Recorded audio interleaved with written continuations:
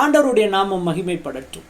நம்மளுடைய நாட்களில் நமக்கு இருக்கிற ஒரு பெரிய வேதனை என்னன்னா, நம்ம நினைத்திருக்கிற காரியம், நம்ம ரொம்ப நாளாக ஆரம்பிக்கணும்னு நினைச்சிட்டு இருக்கிற ஒரு காரியம், அதோடைய ஆரம்பம் ரொம்ப அற்பமாக ஆரம்பிக்கும் பொழுது நமக்குள்ள ஏற்படுகிற ஒரு மனவேதனை அது ரொம்ப பெருசாக இருக்கும். இன்னைக்கு அநேகருக்குள்ளாக இருக்கிற ஒரு பெரிய மனபாரமே என்னுடைய ஆரம்பம் ரொம்ப அற்பமாக இருக்குதுன்னு தான்.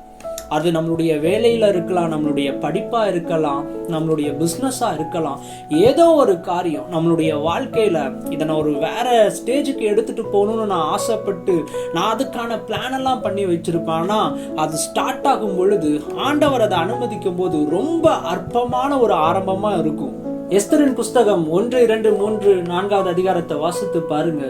நேபுகாத் நேச்சர் பாபிலோனின் ராஜா யூத ராஜாவை சிறப்பிடிச்சிட்டு போகும்போது அதுல ஒருத்தரா போறாரு மொர்தெகாய்.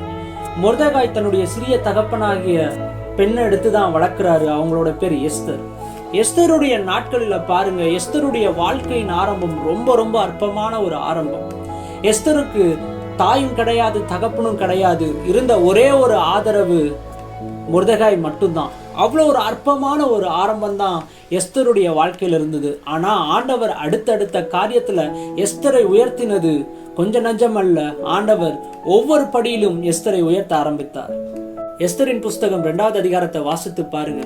அகாஸ்வேரு ராஜா தன்னுடைய அரண்மனையில ஒரு விருந்தொன்று ஏற்பாடு பண்றாரு. அந்த விருந்துக்கு எல்லாரையும் இன்வைட் பண்றாரு.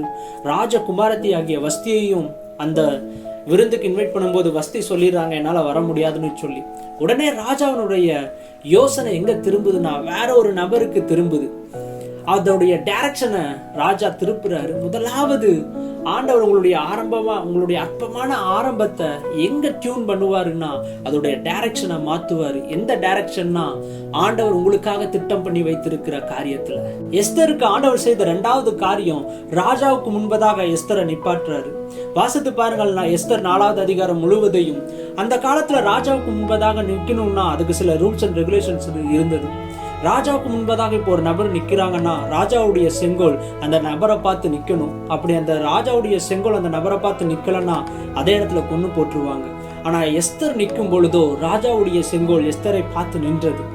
ஆண்டவர் முதலாவது அந்த டைரக்ஷனை மாத்தி ராஜாவுக்கு முன்பதாக 2வது நிப்பாட்டுறாரு. இன்னைக்கு உங்களுடைய அற்பமான ஒரு ஆரம்பம், இன்றைக்கு ஒரு அற்பமான ஒரு சூழ்நிலை உங்களுக்கு இருக்குமானா ஆண்டவர் இன்றைக்கு 2 காரியத்தை உங்க வாழ்க்கையில செய்ய போறாரு. முதலாவது உங்களுடைய டைரக்ஷனை மாத்துவாரு. 2வது ஆண்டவர் உங்களுக்காக திட்டம் பண்ணி வைத்திருக்கிற அந்த ராஜ சிங்காசனத்துல உங்களை அமரச் செய்வார்.